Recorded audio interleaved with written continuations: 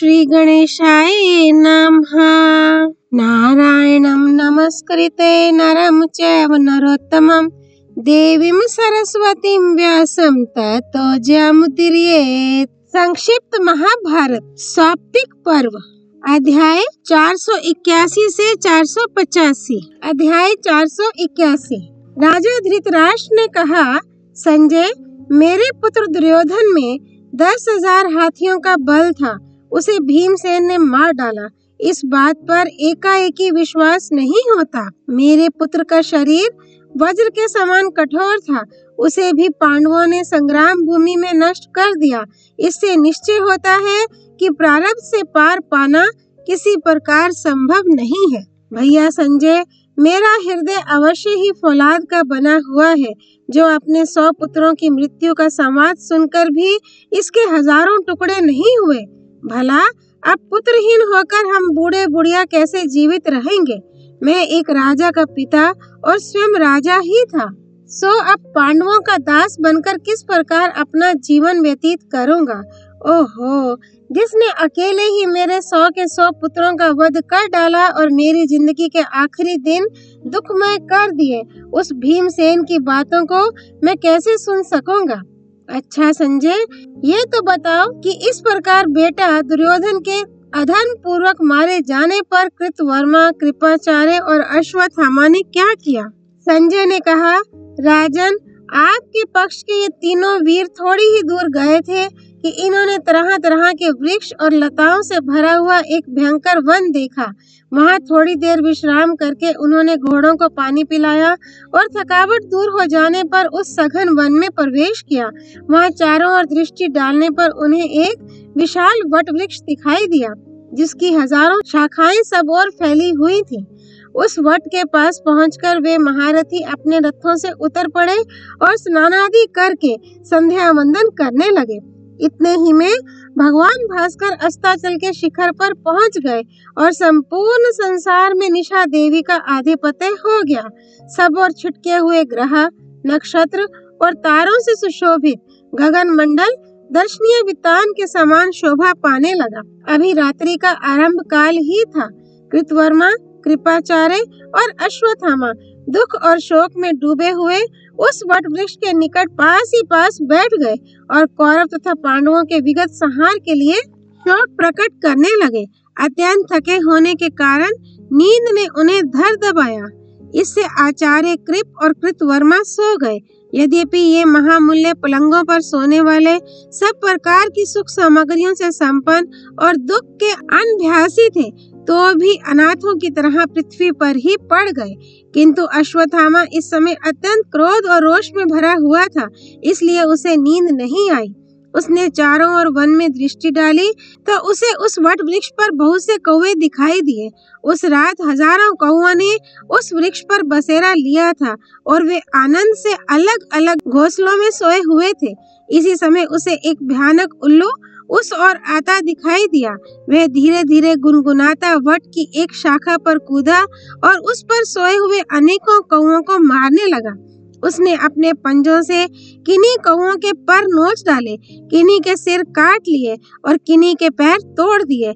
इस प्रकार अपनी आंखों के सामने आए हुए अनेकों कौवों को उसने बात की बात में मार डाला। इससे वह सारा वटवृक्ष कौवों के शरीर और अंगावयवों से भर गया। रात्रि के समय उल्लू का यह कपटपूर्ण व्यवहार देखकर अश्वत्थामा ने भी वैसा ही करने का संकल्प किया। उस एकांत देश में वह विचारने लगा, इस पक्षी ने अवश्य ही मुझे संग्राम करने की युक्ति का उपदेश किया है। ये समय भी इसी के योग्य है। पांडव लोग विजय पाकर बड़े तेजस्वी, बलवान और उत्साही हो रहे हैं। इस समय अपनी शक्ति से तो मैं उन्हें मार नहीं सकता और राजा दुर्योधन के आगे उनका वध करने की मैं प्रतिज्ञा कर चुका हूँ। अब यदि मैं न्यायानुसार युद्ध करूंगा तो निस्संदेह मुझे अपने प्राणों से हाथ धोना पड़ेगा। हाँ, कपट से अवश्य सफलता हो सकती है और शत्रुओं का भी खूब संहार हो सकता है। पांडवों ने भी तो पद पद पर अनेकों निंदनीय और कुत्सित कर्म किए हैं। युद्ध के अनुभवी लोगों का ऐसा कथन भी है कि जो सेना आधी रात के समय नींद में बेहोश हो, जिसका नायक नष्ट हो चुका हो, जिसके योद्धा छिन्न भिन्न हो गए हों और जिसमें मतभेद पैदा हो गया हो, उस पर भी शत्रु को प्रहार करना चाहिए। इस प्रकार विचार करके द्रोण पुत्र ने रात्रि के समय सोए हुए पांडव और पांचाल वीरों को नष्ट करने का निश्चय किया। फिर उसने कृपाचार्य और कृतवर्मा को जगाकर अपना निश्चय सुनाया। वे दोनों महावीर अश्वत्थामा की बात सुनकर बड़े लज्जित हुए और उन्हें उसका कोई उत्तर ना सूझा। तब अश्वत्थामा ने एक मुहूर्त तक विचार करके अश्रु गदगद होकर कहा, महाराज दुर्योधन 11 अक्षौहिणी सेना के स्वामी थे। उन्हें अनेकों शूद्र योद्धाओं ने मिलकर भीमसेन के हाथ से मरवा दिया। पापी भीम ने एक मूर्धाभिषिक्त सम्राट के मस्तक पर लात मारी। ये उसका कितना खोटा काम था।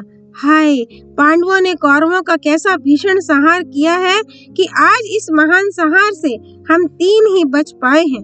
मैं तो इस सब को समय का फेर ही समझता हूँ।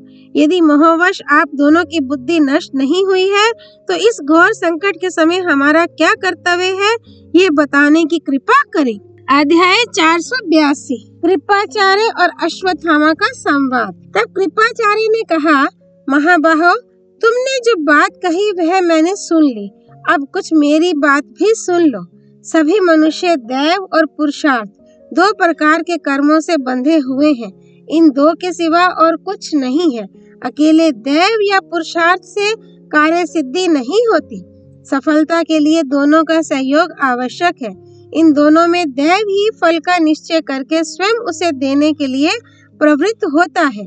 तो भी बुद्धिमान लोग कुशलता पूर्वक पुरुषार्थ में लगे रहते हैं।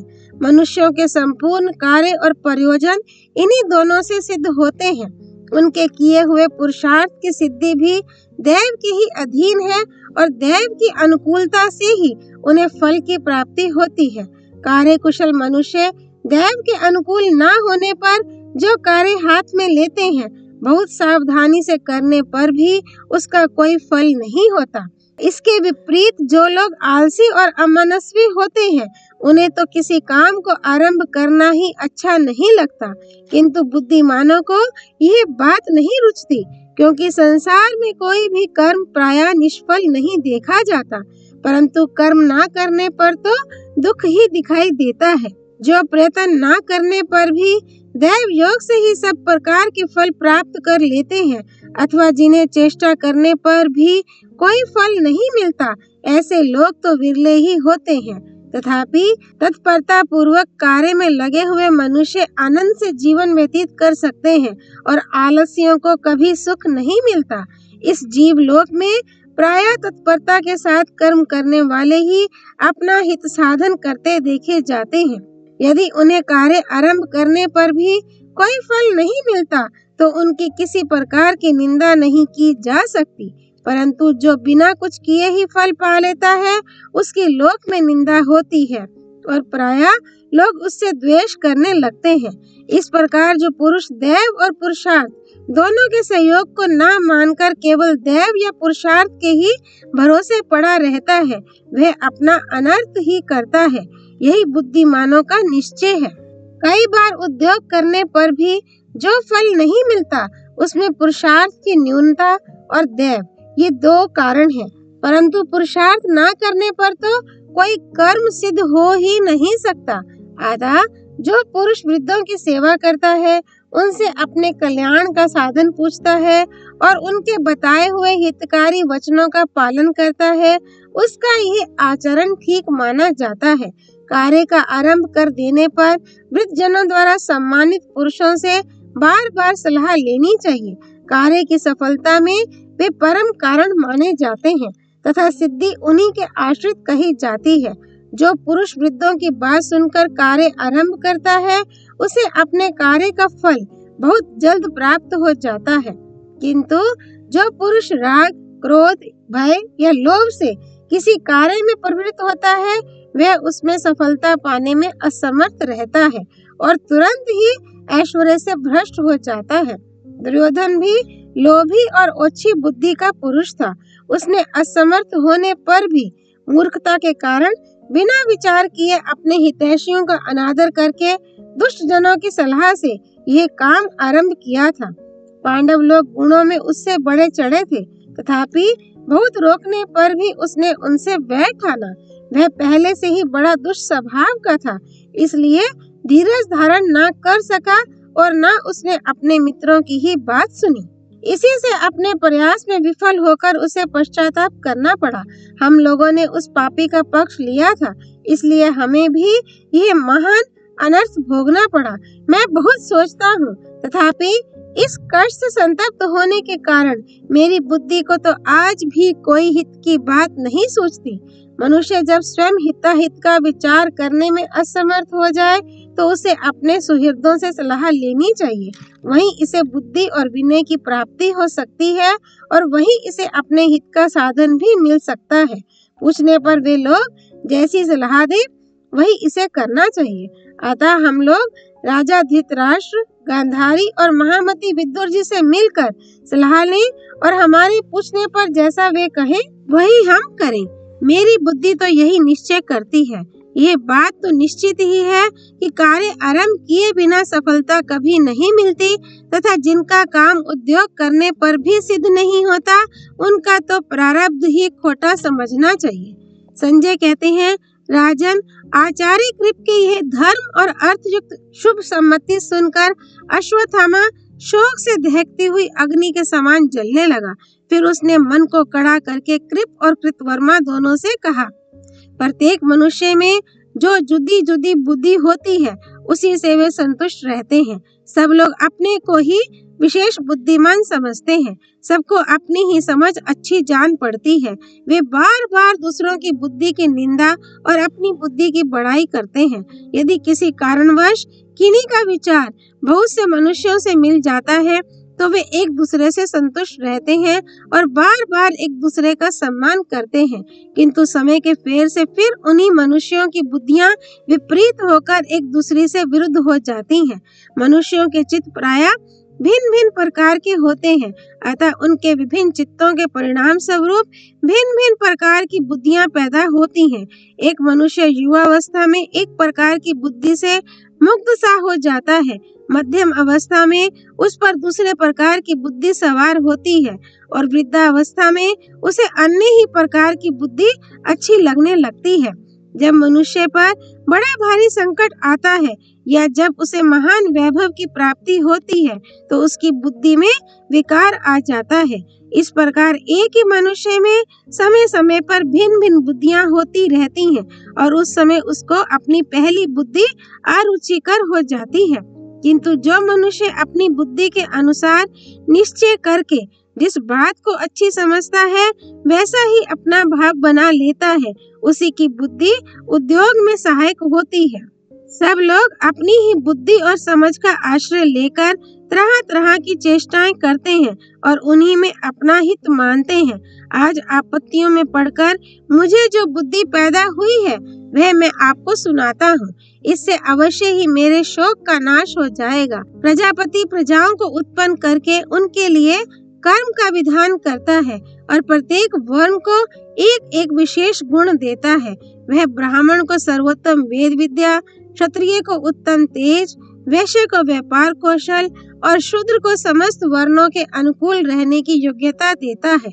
संयमहीन ब्राह्मण बुरा है, तेजोहीन क्षत्रिय निकम्मा है, अकुशल वैश्य निंदनीय है और अन्य वर्णों के प्रतिकूल आचरण करने वाला शूद्र अधम है।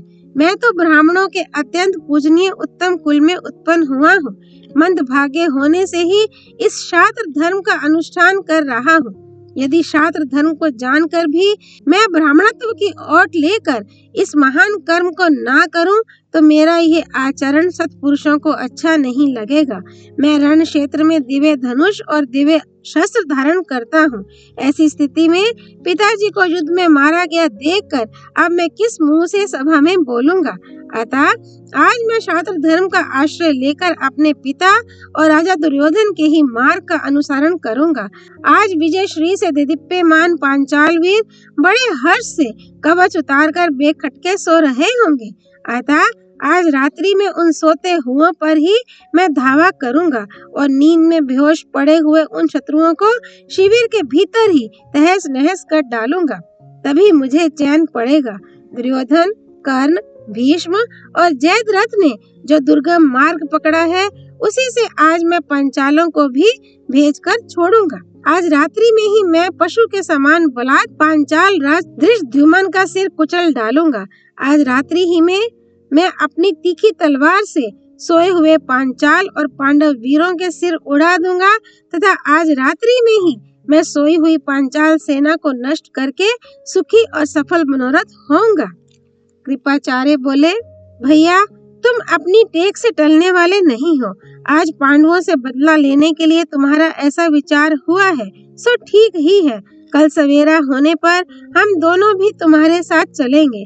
आज तुम बहुत देर तक जगते रहे हो, इसलिए आज की रात तो सो लो। इससे तुम्हें कुछ विश्राम मिल जाएगा, तुम्हारी नींद पूरी हो जाएगी और तुम्हारा चित्त भी ठिकाने पर आ जाएगा। इसके बाद यदि तुम शत्रुओं का सामना करोगे तो अवश्य ही उनका वध कर सकोगे। हम लोग भी रात भर सोकर नींद और थकान से छूट जाएं। रात बीतने पर हम शत्रुओं का संहार करेंगे। फिर जो भी शत्रु हमारा सामना करेंगे उन्हें हम तीनों मिलकर मारेंगे। जब संग्राम भूमि में मेरा और तुम्हारा साथ होगा और कृतवर्मा भी तुम्हारी रक्षा करेगा तो साक्षात इंद्र भी हमारे पराक्रम को सहन नहीं कर सकेगा। भैया कृतवर्मा और मैं पांडवों को युद्ध में परास्त किए बिना कभी पीछे पांव नहीं रखेंगे। या तो हम संग्राम भूमि में पांडवों के सहित क्रोधातुर पांचालों का संहार करके ही लौटेंगे या वहीं प्राणों की बलि देकर स्वर्ग प्राप्त करेंगे। मैं तुमसे सच कहता हूँ, कल हम पूरे उद्योग से संग्राम में तुम्हारी सहायता करेंगे। मामा कृपाचार्य जी के इस प्रकार हित की बात कहने पर अश्वत्थामा ने क्रोध से आंखें लाल करके कहा, जो पुरुष दुखी है, क्रोध में भरा हुआ है, किसी अर्थ के चिंतन में लगा हुआ है अथवा किसी कार्य सिद्धि की उधेड़ बुन में व्यस्त है, उसे नींद कैसे आ सकती है? अब विचार कीजिए, आज ये चारों बातें मुझे घेरे हुए हैं। मेरी नींद को तो क्रोध ने ही हराम कर दिया है। इन पापियों ने जिस प्रकार मेरे पिताजी का वध किया है, वह बात रात दिन मेरे हृदय को जलाती रहती है। उसके कारण मुझे तनिक भी चैन नहीं है। आपने तो ये सब प्रत्यक्ष ही देखा था। उससे हर समय मेरे मर्म स्थान में पीड़ा होती रहती है। हाय, मेरे जैसा व्यक्ति इस लोक में एक मुहूर्त भी किस प्रकार जी रहा है। मैंने पांचालों के मुख से द्रोण मारे गए ये शब्द सुना था, इसलिए अब मैं धृष्टद्युम्न को मारे बिना जीवित नहीं रह सकता। राजा दुर्योधन की जंघाएं टूट गईं। उनकी वे दुख भरी बातें सुनकर ऐसा कौन कठोर चित्त है जिसकी आंखों से आंसू नहीं निकलेंगे। मेरे जीवित रहते मेरी मित्र मंडली की ऐसी दुर्दशा हुई, इससे मेरा शोक बहुत ही बढ़ गया है। आजकल मेरा मन एकतार होकर इसी उधेड़ बुन में लगा रहता है। ऐसी स्थिति में मुझे नींद कैसे आ सकती है और सुख भी कैसे मिल सकता है? जिस समय दूतों ने मुझे मित्रों की पराजय और पांडवों की विजय का संवाद सुनाया था, उसी समय मेरे हृदय में आग सी लग गई थी। इसलिए मैं तो आज ही सोए हुए शत्रुओं का संहार करके विश्राम लूंगा और तभी निश्चिंत होकर सोऊंगा।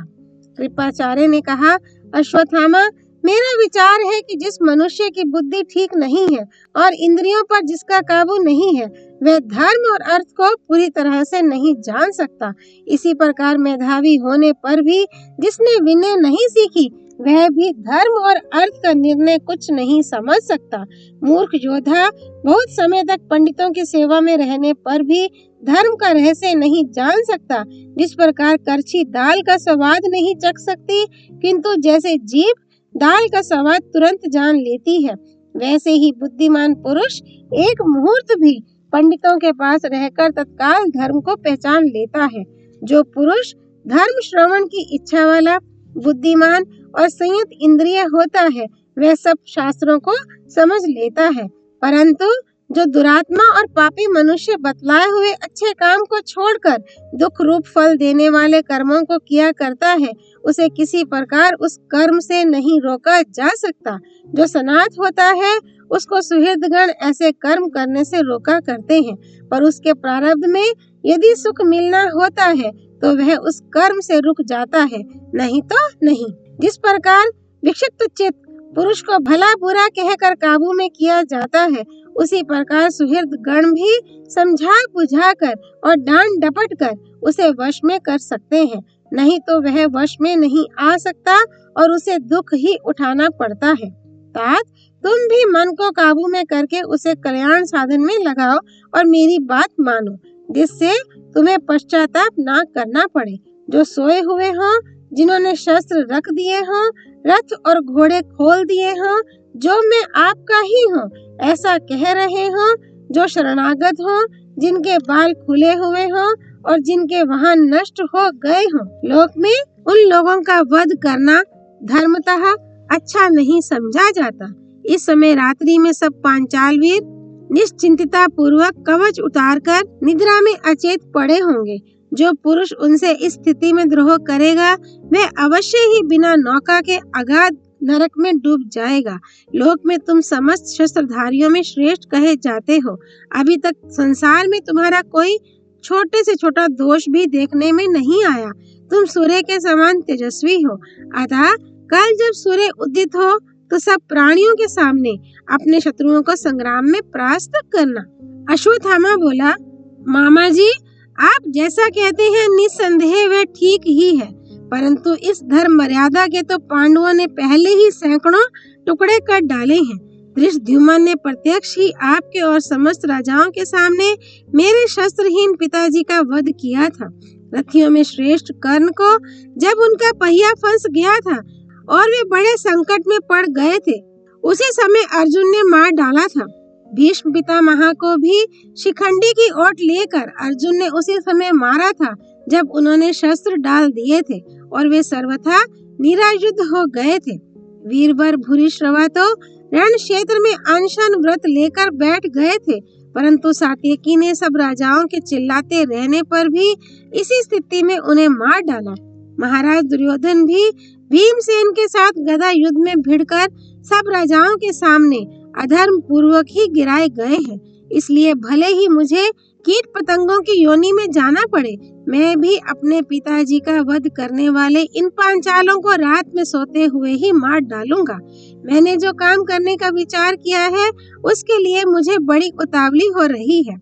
इस जल्दबाजी में मुझे नींद कैसे आ सकती है और चैन भी कैसे पड़ सकता है। संसार में ना तो कोई ऐसा पुरुष जन्मा है और ना जन्मेगा ही जो पांचालों के वध के लिए किए हुए मेरे इस विचार को बदल सके।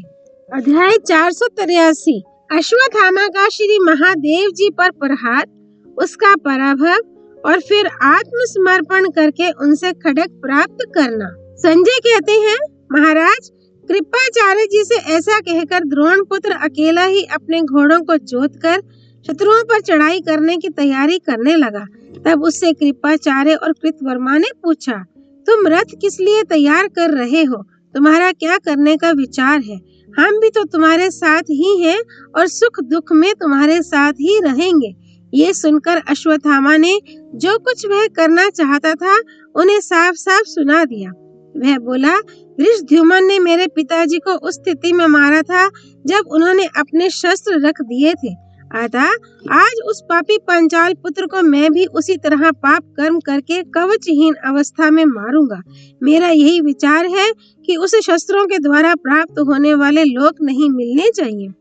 आप दोनों भी जल्दी ही कवच धारण कर लें, खड्ग तथा धनुष लेकर तैयार हो जाएं और मेरे साथ रहकर अवसर की प्रतीक्षा करें। ऐसा कहकर अश्वत्थामा रथ पर सवार हुआ और शत्रुओं की ओर चल दिया। उसके पीछे पीछे कृपाचार्य और कृतवर्मा भी चले। वह रात्रि में ही, जबकि सब लोग सोए हुए थे, पांडवों के शिविर में पहुंचा और उसके द्वार पर जाकर खड़ा हो गया। वहां उसने चंद्रमा और सूर्य के समान तेजस्वी एक विशालकाय पुरुष को दरवाजे पर खड़ा देखा। उस महापुरुष को देखकर शरीर में रोमांच हो जाता था। वह व्याघ्र चर्म धारण किए था, ऊपर से मृग चर्म ओढ़े था तथा सर्पों का यज्ञोपवीत पहने हुए था। उसकी विशाल भुजाओं में तरह तरह के शस्त्र सुशोभित थे। बाजू बंदों के स्थान में बड़े बड़े सर्प बंधे हुए थे तथा उसके मुख से अग्नि की ज्वालाएं निकल रही थीं। उसके मुख, नाक, कान और हजारों नेत्रों से भी बड़ी बड़ी लपटें निकल रही थीं। उसके तेज की किरणों से शंख, चक्र और गदा धारण करने वाले सैकड़ों हजारों विष्णु प्रकट हो जाते थे। समस्त लोगों को भयभीत करने वाले उस अद्भुत पुरुष को देखकर भी अश्वत्थामा घबराया नहीं, बल्कि उस पर अनेकों दिव्य अस्त्रों की वर्षा सी करने लगा। वह देव अश्वत्थामा के छोड़े हुए समस्त शस्त्रों को निगल गया। ये देखकर उसने एक अग्नि के समान दीप्यमान रथ शक्ति छोड़ी, परंतु वह भी उससे टकराकर टूट गई। तब अश्वत्थामा ने उस पर एक चमचमाती हुई तलवार चलाई, वह भी उसके शरीर में लीन हो गई। इस पर उसने कुपित होकर एक गदा छोड़ी, किंतु वह उसे भी लील गया। इस प्रकार जब अश्वत्थामा के सब शस्त्र समाप्त हो गए तो उसने इधर उधर दृष्टि डाली। इस समय उसने देखा कि सारा आकाश विष्णुओं से भरा हुआ है। शस्त्रहीन अश्वत्थामा ये अत्यंत अद्भुत दृश्य देखकर बड़ा ही दुखी हुआ और आचार्य कृप के वचन याद करके कहने लगा, जो पुरुष अप्रिय किंतु हित की बात कहने वाले अपने सुहृदों की सीख नहीं सुनता, वह मेरी ही तरह आपत्ति में पड़कर शोक करता है। जो मूर्ख शास्त्र जानने वालों की बात का तिरस्कार करके युद्ध में प्रवृत्त होता है, वह धर्म मार्ग से भ्रष्ट होकर कुमार्ग में जाने से उल्टे मुंह की खाता है। मनुष्य को गौ, ब्राह्मण, राजा, स्त्री, मित्र, माता, गुरु, दुर्बल, मूर्ख, अंधे, सोए हुए, डरे हुए, नींद से उठे हुए, मतवाले, उन्मत्त और असावधान पुरुषों पर हथियार नहीं चलाना चाहिए। गुरुजनों ने पहले से ही सब पुरुषों को ऐसी शिक्षा दे रखी है, किंतु मैं उस शास्त्रीय सनातन मार्ग का उल्लंघन करके उल्टे रास्ते से चलने लगा था। इसी से इस घोर आपत्ति में पड़ गया हूँ। जब मनुष्य किसी काम को आरंभ करके भय के कारण उसे बीच ही में छोड़ देता है, तो बुद्धिमान लोग इसे उसकी मूर्खता ही कहते हैं। इस समय इस काम को करते हुए मेरे आगे भी ऐसा ही भय उपस्थित हो गया है। यूं तो द्रोण पुत्र किसी प्रकार युद्ध से पीछे हटने वाला नहीं है, परंतु यह महाभूत तो मेरे आगे विधाता के दंड के समान आकर खड़ा हो गया है। मैं बहुत सोचने पर भी इसे कुछ समझ नहीं पाता हूँ। निश्चय ही मेरी बुद्धि जो अधर्म से कलुषित हो गई है, उसका दमन करने के लिए ही यह भयंकर परिणाम सामने आया है। निस्संदेह इस समय मुझे जो युद्ध से हटना पड़ रहा है, वह देव का ही विधान है। सचमुच देव की अनुकूलता के बिना आरंभ किया हुआ मनुष्य का कोई काम भी सफल नहीं हो सकता। अतः जब मैं भगवान शंकर की शरण लेता हूँ, तो जटाजूटधारी, देवताओं के भी वंदनीय उमापति, सर्व पापाहारी और त्रिशूल धारण करने वाले हैं, वे ही इस भयानक दैवी विघ्न को नष्ट करेंगे। ऐसा सोचकर द्रोण पुत्र अश्वत्थामा रथ से उतर पड़ा और देवाधिदेव श्री महादेव जी के शरणागत होकर इस प्रकार स्तुति करने लगा। आप उग्र हैं, अचल हैं, कल्याणमय हैं, रुद्र हैं, शर्व हैं, सकल विद्याओं के अधीश्वर हैं, परमेश्वर हैं, पर्वत पर शयन करने वाले हैं, वरदायक हैं, देव हैं, संसार को उत्पन्न करने वाले हैं, जगदीश्वर हैं, नीलकंठ है, अजन्मा है, शुक्र है, दक्ष यज्ञ का विनाश करने वाले हैं, सर्व संहारक हैं, विश्व रूप है, भयानक नेत्रों वाले हैं, बहुरूप हैं, उमापति हैं, शमशान में निवास करने वाले हैं, गर्वीले हैं, महान गणाध्यक्ष हैं, व्यापक हैं, खटवांग, खाट का पाया धारण करने वाले हैं। आप रुद्र नाम से प्रसिद्ध हैं। आपके मस्तक पर जटा सुशोभित है। आप ब्रह्मचारी हैं और त्रिपुरासुर का वध करने वाले हैं। मैं अत्यंत शुद्ध हृदय से आत्मसमर्पण करके आपका यजन करता हूँ। सभी ने आपकी स्तुति की है, सभी के आप स्तुत्य हैं और सभी आपकी स्तुति करते हैं। आप भक्तों के सभी संकल्पों को पूर्ण करने वाले हैं। गजराज के चर्म से सुशोभित हैं, रक्त वर्ण है, नील ग्रीव है, असहा है, शत्रुओं के लिए दुर्जय हैं, इंद्र और ब्रह्मा की भी रचना करने वाले हैं, साक्षात पर ब्रह्म है, व्रतधारी है, तपोनिष्ठ है, अनंत है, तपस्वियों के आश्रय है, अनेक रूप है, गणपति है, त्रिनयन है, अपने पार्षदों को प्रिय है, धनेश्वर है, पृथ्वी के मुख स्वरूप है, पार्वती जी के प्राणेश्वर है, स्वामी कार्तिकेय के पिता है, पीत वर्ण है, वृषवाहन है, दिगंबर है। आपका वेश बड़ा ही उग्र है। आप पार्वती जी को विभूषित करने में तत्पर हैं, ब्रह्मा आदि से श्रेष्ठ हैं, परात्पर हैं तथा आप से श्रेष्ठ कोई नहीं है। आप उत्तम धनुष धारण करने वाले हैं, संपूर्ण दिशाओं की अंतिम सीमा है, सब देशों के रक्षक हैं, सुवर्ण में कवच धारण करने वाले हैं। आपका स्वरूप दिव्य है तथा आप अपने मस्तक पर आभूषण के रूप में चंद्रकला को धारण करने वाले हैं। मैं अत्यंत समाहित होकर आपकी शरण लेता हूँ। यदि आज मैं इस दुस्तर आपत्ति के पार हो गया तो समस्त भूतों के संघात रूप इस शरीर की बलि देकर आपका यजन करूंगा। इस प्रकार अश्वत्थामा का दृढ़ निश्चय देखकर उसके सामने एक सुवर्णमयी वेदी प्रकट हुई। उस वेदी में अग्नि प्रज्वलित हो गई। उससे बहुत से गण प्रकट हुए। उनके मुख और नेत्र देदीप्यमान थे। वे अनेकों सिर, पैर और हाथों वाले थे। उनकी भुजाओं में तरह तरह के रत्न जटित आभूषण सुशोभित थे तथा वे ऊपर की ओर हाथ उठाए हुए थे। उनके शरीर और पर्वतों के समान विशाल थे। वे सूर्य, चंद्रमा, ग्रह और नक्षत्रों के सहित संपूर्ण द्युलोक को धराशायी करने की शक्ति रखते थे तथा उनमें जरायुज, अंडज, स्वेज और उद्भिज चारों प्रकार के प्राणियों का संहार करने की शक्ति थी। उन्हें किसी प्रकार का भय नहीं था।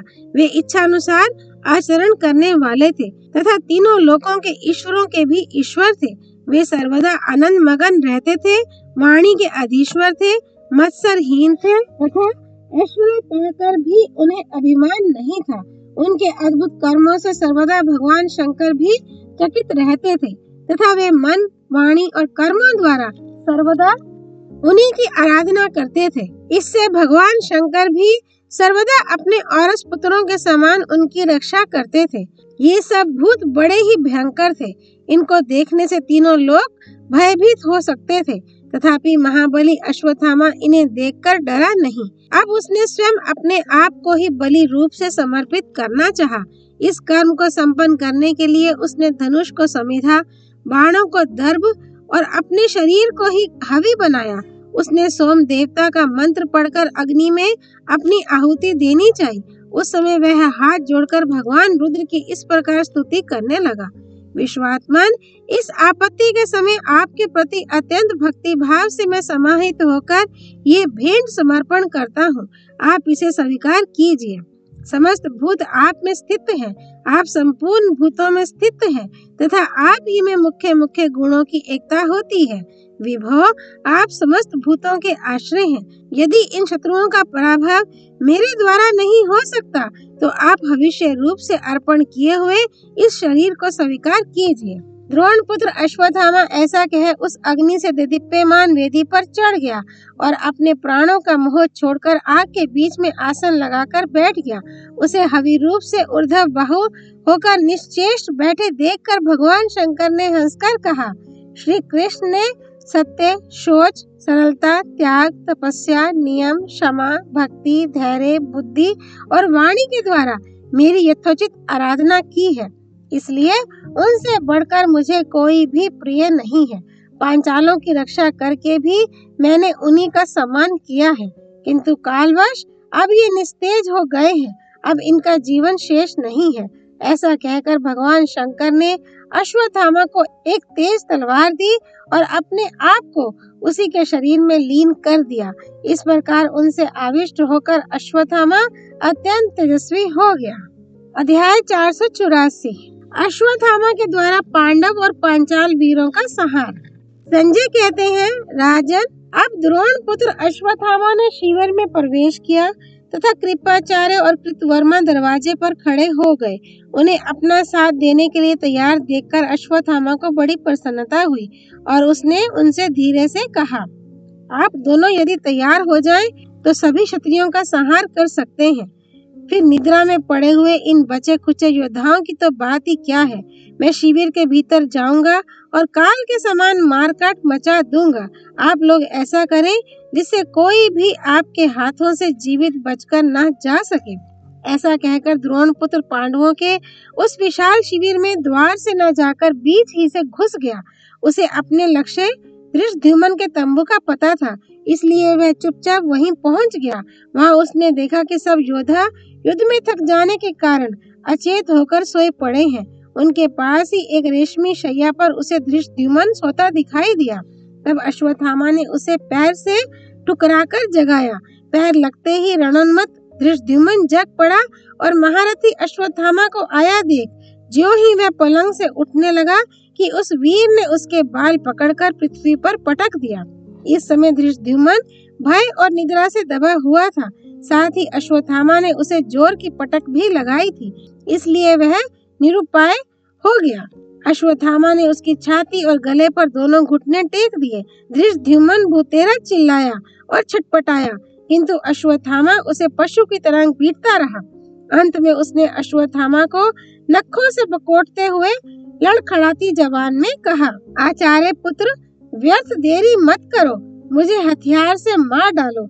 इसने इतना ही कहा था कि अश्वत्थामा ने उसे जोर से दबाया और उसकी अस्पष्ट वाणी सुनकर कहा, रे कुल कलंक, अपने आचार्य की हत्या करने वालों को पुण्य लोक नहीं मिल सकते, इसलिए तुझे शस्त्र से मारना उचित नहीं है। ऐसा कहकर उसने कुपित होकर अपने पैरों की चोटों से धृष्टद्युम्न के मर्म स्थानों पर प्रहार किया। इस समय धृष्टद्युम्न की चिल्लाहट से घर की स्त्रियां और रखवाले भी जग पड़े। उन्होंने एक अलौकिक पराक्रम वाले पुरुष को धृष्टद्युम्न पर प्रहार करते देखकर उसे कोई भूत समझा, इसलिए भय के कारण उनमें से कोई भी बोल ना सका। अश्वत्थामा ने धृष्टद्युम्न को इसी प्रकार पशु की तरह पीट पीट कर मार डाला। इसके बाद वह उस तंबू से बाहर आया और रथ पर चढ़कर सारी छावनी में चक्कर लगाने लगा। पांचाल राज धृष्टद्युम्न को मरा देखकर उसकी रानियां और रखवाले शोकाकुल होकर विलाप करने लगे। उनके कोलाहल से आसपास के क्षत्रिय वीर चौंक कर कहने लगे, क्या हुआ, क्या हुआ? तब स्त्रियों ने बड़ी दीन वाणी से कहा, अरे जल्दी दौड़ो, जल्दी दौड़ो, हमारी तो समझ में नहीं आता ये कोई राक्षस है या मनुष्य है। देखो, इसने पांचाल राज को मार डाला और अब रथ पर चढ़कर इधर उधर घूम रहा है। ये सुनकर उन योद्धाओं ने एक साथ अश्वत्थामा को घेर लिया, किंतु पास आते ही अश्वत्थामा ने उन्हें रुद्रास्त्र से मार डाला। इसके बाद उसने बराबर के तंबू में उत्मौजा को पलंग पर सोते देखा। उसके भी कंठ और छाती को उसने पैरों से दबा लिया। उत्मौजा चिल्लाने लगा, किंतु अश्वत्थामा ने उसे भी पशु की तरह पीट पीट कर मार डाला। युधामन्यु ने समझा कि उत्मौजा को किसी राक्षस ने मारा है, इसलिए वह गदा लेकर दौड़ा और उससे अश्वत्थामा की छाती पर चोट की। अश्वत्थामा ने लपक कर उसे पकड़ लिया और फिर पृथ्वी पर पटक दिया। युधामन्यु ने छूटने के लिए बहुतेरे हाथ पैर पटके, किंतु अश्वत्थामा ने उसे भी पशु की तरह मार डाला। इसी प्रकार उसने नींद में पड़े हुए अन्य महारथियों पर भी आक्रमण किया। वे सब भय से कांपने लगे, किंतु अश्वत्थामा ने उन सभी को तलवार से मौत के घाट उतार दिया। शिविर के विभिन्न भागों में उसने मध्यम श्रेणी के सैनिकों को भी निद्रा में बेहोश देखा और उन सबको भी एक क्षण में ही तलवार से तहस नहस कर डाला। इसी तरह अनेकों योद्धा, घोड़े और हाथियों को उस तलवार की भेंट चढ़ा दिया। इससे उसका सारा शरीर खून में लथपथ हो गया और वह साक्षात काल के समान दिखाई देने लगा। उस समय जिन योद्धाओं की नींद टूटती थी, वे ही अश्वत्थामा का शब्द सुनकर भौंचक्के से रह जाते थे और उसे राक्षस समझकर आंख मूंद लेते थे। इस प्रकार भयंकर रूप धारण किए वह सारी छावनी में चक्कर लगा रहा था। जब द्रौपदी के पुत्रों ने धृष्टद्युम्न के मारे जाने का समाचार सुना, तो वे निर्भय होकर अश्वत्थामा पर बाण बरसाने लगे। अश्वत्थामा अपनी दिव्य तलवार लेकर उन पर टूट पड़ा और उससे प्रतिविंध्य की कोख फाड़ डाली। इससे वह प्राणहीन होकर पृथ्वी पर गिर पड़ा। सुत सोम ने पहले तो प्रास से चोट की, फिर वह भी तलवार लेकर द्रोण पुत्र की ओर चला। अश्वत्थामा ने तलवार के सहित उसकी वह भुजा काट डाली और फिर उसकी पसली पर प्रहार किया। इससे हृदय फट जाने के कारण वह पृथ्वी पर गिर गया। इसी समय नकुल के पुत्र शतानीक ने एक रथ का पहिया उठाकर बड़े जोर से अश्वत्थामा की छाती पर मारा। अश्वत्थामा ने भी तुरंत ही उस पर चोट की। उससे वह व्याकुल होकर पृथ्वी पर गिर पड़ा। फिर अश्वत्थामा ने उसका सिर काट डाला।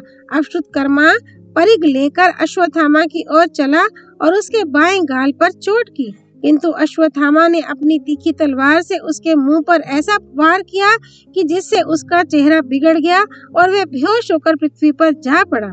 उसका शब्द सुनकर महारथी श्रुतकीर्ति अश्वत्थामा के सामने आया और उस पर बाणों की वर्षा करने लगा, किंतु अश्वत्थामा ने उसकी बाण वर्षा को ढाल पर रोक लिया और उसके सिर को धड़ से अलग कर दिया। इसके बाद उसने तरह तरह के शस्त्रों से शिखंडी और प्रभद्रक वीरों को मारना आरंभ किया। उसने एक बाण से शिखंडी की भ्रुकुटियों के बीच में चोट की और फिर पास जाकर तलवार के एक ही हाथ से उसके 2 टुकड़े कर दिए।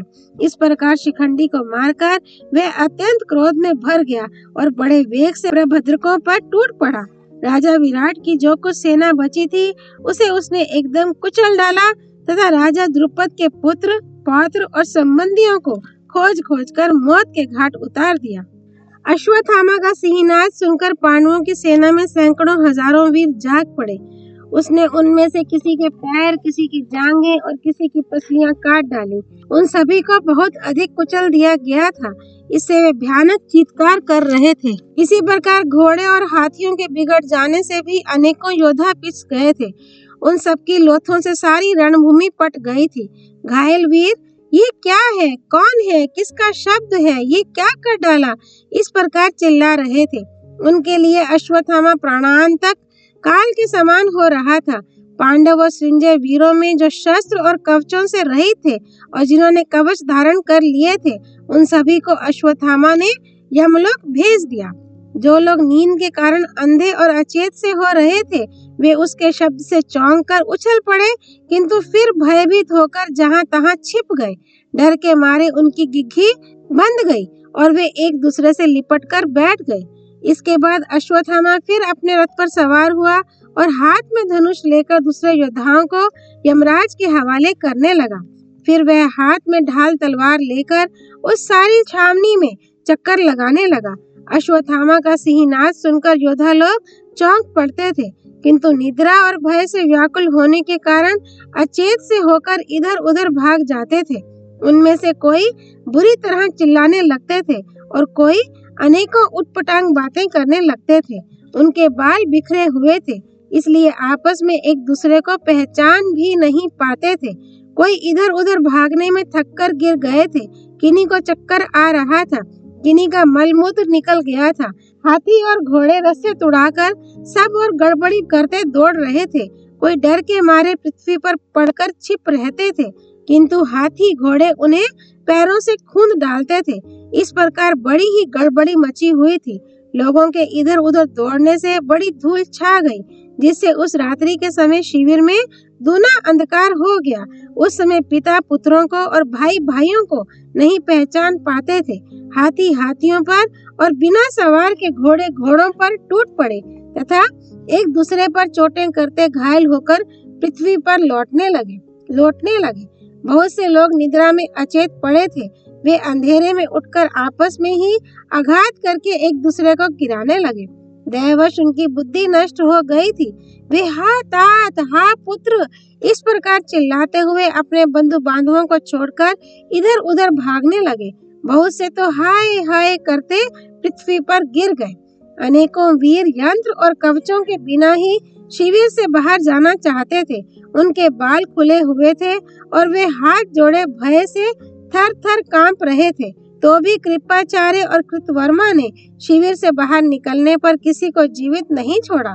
इन दोनों ने अश्वत्थामा को प्रसन्न करने के लिए शिविर के तीन ओर आग लगा दी। इससे सारी छावनी में उजाला हो गया और उसकी सहायता से अश्वत्थामा हाथ में तलवार लेकर सब ओर घूमने लगा। इस समय उसने अपने सामने आने वाले और पीठ दिखाकर भागने वाले दोनों ही प्रकार के योद्धाओं को तलवार के घाट उतार दिया। किन्हीं किन्हीं को उसने तिल के पौधे के समान बीच ही से दो करके गिरा दिया। इसी प्रकार उसने किन्हीं के शस्त्र सहित भुजदंडों को, किन्हीं के सिरों को, किन्हीं की जंघाओं को, किन्हीं के पैरों को, किन्हीं की पीठ को और किन्हीं की पसलियों को तलवार से उड़ा दिया। इसी प्रकार उसने किसी का मुंह फेर दिया, किसी को कर्णहीन कर डाला, किन्हीं के कंधे पर चोट करके उनका सिर शरीर में घुसेड़ दिया।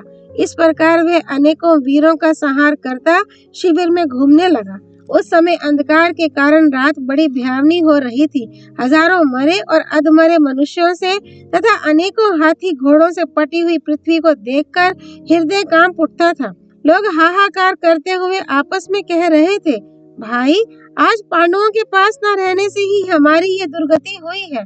अर्जुन को तो असुर, गंधर्व, यक्ष और राक्षस कोई भी नहीं जीत सकता, क्योंकि साक्षात श्री कृष्ण उनके रक्षक हैं। 2 घड़ी के बाद वह सारा कोलाहल शांत हो गया। सारी भूमि खून से तर हो गई थी, इसलिए एक क्षण में ही वह भयानक धूल दब गई।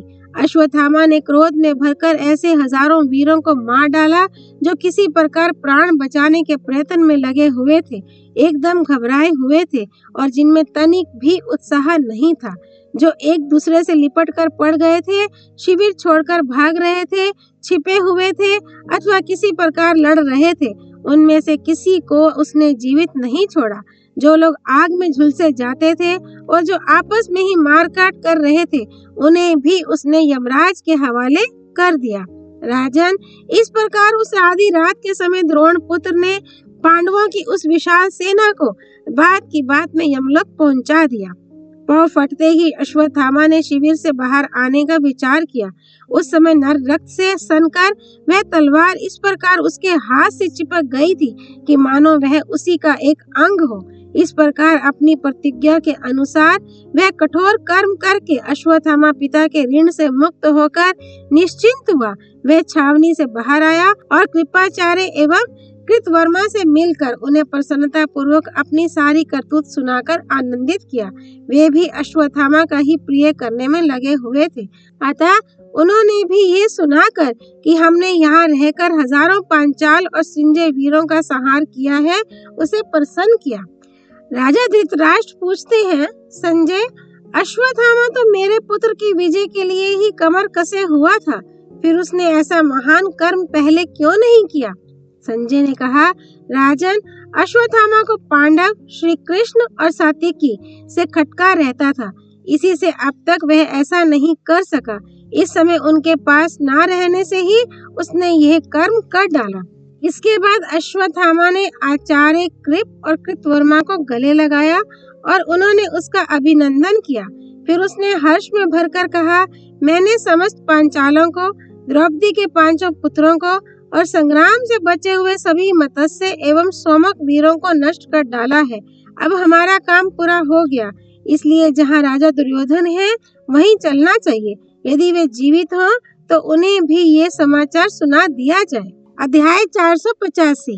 अश्वत्थामा आदि का दुर्योधन को सब समाचार सुनाना तथा दुर्योधन की मृत्यु। संजय ने कहा, राजन, वे तीनों वीर संपूर्ण पांचाल वीरों और द्रौपदी के पुत्रों को मारकर जहाँ राजा दुर्योधन मरणासन अवस्था में पड़ा था उस स्थान पर आए।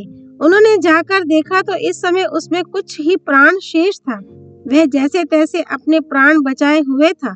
उसके मुख से रक्त का वमन होता था तथा उसे चारों ओर से अनेकों भेड़िए और दूसरे हिंस्र जीव घेरे हुए थे। वे सब उसे चट कर जाना चाहते थे और वह बड़ी कठिनता से उन्हें रोक रहा था। इस समय उसे बड़ी ही वेदना हो रही थी। दुर्योधन को इस प्रकार अनुचित रीति से पृथ्वी पर पड़े देखकर उन तीनों वीरों को असह्य कष्ट हुआ और वे फूट फूट कर रोने लगे। उन्होंने अपने हाथों से दुर्योधन के मुंह का खून पोंछा और फिर दीन होकर विलाप करने लगे। कृपाचार्य ने कहा, हाय, विधाता के लिए कोई भी काम कठिन नहीं है। आज 11 अक्षौहिणी सेना का स्वामी राजा दुर्योधन इस प्रकार खून में लथपथ हुआ पृथ्वी पर पड़ा है। महलों में जिस प्रकार महारानी शयन करती थी, उसी प्रकार ये सोने के पत्थर से मड़ी हुई गदा वीर दुर्योधन के साथ सोई हुई है। काल की कुटिलता तो देखो। जो शत्रुसूदन सम्राट किसी समय मूर्धाभिषिक्त राजाओं के आगे आगे चलता था, आज वही भूमि में पड़ा धूल फांक रहा है। जिसके आगे सैकड़ों राजा लोग भय से सिर झुकाते थे, वही आज वीर शैया पर पड़ा हुआ है। पहले जिसे अनेकों ब्राह्मण अर्थ प्राप्ति के लिए घेरे रहते थे, उसी को आज मांस के लोभ से मांसाहारी प्राणियों ने घेर रखा है। अश्वत्थामा बोला, राजश्रेष्ठ, आपको समस्त धनुर्धरों में श्रेष्ठ कहा जाता था। आप साक्षात भगवान संकर्षण के शिष्य और युद्ध में कुबेर के समान थे, तो भी भीमसेन को किस प्रकार आप पर प्रहार करने का अवसर मिल गया? आप सब धर्मों को जानने वाले हैं। शूद्र और पापी भीमसेन ने किस प्रकार आपको धोखे से घायल कर दिया? अवश्य ही काल की गति से पार पाना बड़ा कठिन है। भीमसेन ने आपको धर्म युद्ध के लिए बुलाया था, किंतु फिर अधर्म पूर्वक गदा से आपकी जांघें तोड़ डाली। इस प्रकार अधर्म से मारकर जब भीमसेन ने आपको ठुकराया, तब भी श्री कृष्ण और युधिष्ठिर ने उस शूद्र से कुछ नहीं कहा। धिक्कार है उन्हें। भीम ने आपको कपट से गिराया है, इसलिए जब तक प्राणियों की स्थिति रहेगी तब तक योद्धा लोग उसकी निंदा ही करेंगे। महर्षियों ने क्षत्रियों के लिए जो उत्तम गति बताई है, युद्ध में मारे जाने के कारण आपने वह प्राप्त कर ली है। राजन, आपके लिए मुझे चिंता नहीं है, मुझे तो आपके पिता और माता गांधारी के लिए ही खेद है, जिनके सभी पुत्र काल के गाल में चले गए हैं। हाय, अब वे भिखारी बनकर दर दर भटकेंगे और हर समय उन्हें पुत्रों का शोक सताता रहेगा। वृषणी वंशी कृष्ण और दुष्ट बुद्धि अर्जुन को धिक्कार है, जिन्होंने बड़ा भारी धर्मज्ञता का अभिमान रखकर भी भीमसेन के मारते समय कोई रोक टोक नहीं की। ये निर्लज पांडव भी किस प्रकार कहेंगे कि हमने ऐसे ऐसे दुर्योधन को मारा था। गांधारी नंदन, आप धन्य हैं जो युद्ध में वीर गति को प्राप्त हुए। महारथी कृपाचार्य, कृतवर्मा और मुझे धिक्कार है जो आप जैसे महाराज के साथ स्वर्ग नहीं सिधार रहे हैं। हम जो आपका अनुसरण नहीं कर रहे हैं, इससे यही जान पड़ता है कि एक दिन आपके सुकृतों का स्मरण करते करते हम यूं ही मर जाएंगे। स्वर्ग या अर्थ, इनमें से कोई हमारे हाथ नहीं लगेगा। ना जाने हमारा ऐसा कौन सा कर्म है जो हमें आपका साथ देने से रोक रहा है। तब तो निस्संदेह हमें बड़े दुख से इस पृथ्वी पर अपने दिन काटने पड़ेंगे। राजन, आपके ना रहने पर हमें शांति और सुख कैसे मिल सकते हैं। आप स्वर्ग सिधार रहे हैं, वहाँ सब महारथियों से आपकी भेंट होगी ही। उन सब की ज्येष्ठता और श्रेष्ठता के अनुसार आप मेरी ओर से पूजा करें। पहले आप समस्त धनुर्धरों के ध्वजारूप आचार्य जी का पूजन करें और उन्हें सूचना दें कि आज अश्वत्थामा ने धृष्टद्युम्न को मार डाला है। फिर महाराज बाहलिक, महारथी जयद्रथ, सोमदत्त, भूरिश्रवा तथा और भी जो वीर पहले स्वर्ग पहुंच चुके हैं, उनका मेरी ओर से आलिंगन करें और उनसे कुशल पूछें। राजन, यदि आप में कुछ प्राण शक्ति मौजूद हो तो मेरी एक बात सुनिए, इससे आपके कानों को बड़ा आनंद मिलेगा। अब पांडवों के पक्ष में वे पांचों भाई श्री कृष्ण और सात्यकी, ये 7 वीर बचे हैं और हमारी ओर मैं, कृतवर्मा और आचार्य कृप, ये 3 बाकी हैं। द्रौपदी के सब पुत्र, धृष्टद्युम्न के बच्चे तथा समस्त पांचाल और युद्ध से बचे हुए मत्स्य वीरों का सफाया कर दिया गया है। पांडवों को जो बदला चुकाया गया है उस पर ध्यान दीजिए। अब उनके भी बच्चे मार दिए गए हैं। आज उनके शिविर में जितने योद्धा और हाथी घोड़े थे, उन सभी को मैंने तहस नहस कर दिया है। आज पापी धृष्टद्युम्न को भी मैंने पशु की तरह पीट पीट कर मार डाला है। दुर्योधन ने जब अश्वत्थामा की ये मन को प्यारी लगने वाली बात सुनी तो उसे कुछ चेत हो गया और वह कहने लगा, भाई, आज आचार्य कृप और कृतवर्मा के सहित जो काम तुमने किया है वह तो भीष्म, कर्ण और तुम्हारे पिताजी भी नहीं कर सके। तुमने शिखंडी के सहित सेनापति धृष्टद्युम्न को मार डाला। इससे आज निश्चय ही मैं अपने को इंद्र के समान समझता हूँ। तुम्हारा भला हो, अब स्वर्ग में ही हमारी तुम्हारी भेंट होगी। ऐसा कहकर मनस्वी दुर्योधन चुप हो गया और अपने सुहृदों को दुख में छोड़कर उसने अपने प्राण त्याग दिए। उसने स्वयं पुण्यधाम स्वर्ग लोक में प्रवेश किया और उसका शरीर पृथ्वी पर पड़ा रहा। राजन, इस प्रकार आपके पुत्र दुर्योधन की मृत्यु हुई। वह रणांगण में सबसे पहले गया था और सबसे पीछे शत्रुओं द्वारा मारा गया। मरने से पहले दुर्योधन ने तीनों वीरों को गले लगाया और उन्होंने भी उनका आलिंगन किया। अश्वत्थामा के मुख से ये करुणाजनक समाज सुनकर मैं शोकाकुल होकर दिन निकलते ही नगर में चला आया। इस प्रकार आप ही की खोटी सलाह से ये कौरव और पांडवों का भीषण संहार हुआ है। आपके पुत्र का स्वर्गवास होने से मैं अत्यंत शोकार्त हो गया हूँ। अब व्यास जी की कृपा से प्राप्त हुई मेरी दिव्य दृष्टि नष्ट हो गई है। वैशंपायन जी कहते हैं, राजन, महाराज धृतराष्ट्र इस प्रकार पुत्र की मृत्यु का समाचार सुनकर एकदम चिंता में डूब गए और लंबे लंबे गर्म श्वास लेने लगे। ओम तत्सत। भगवान श्री कृष्ण की जय। भगवती सरस्वती देवी की जय। माँ गौरीपति, देवों के देव महादेव भगवान शिव शंकर की जय। भगवान व्यास अवतार श्री कृष्ण द्वैपायन की जय। श्री हरि अर्पणमस्तु।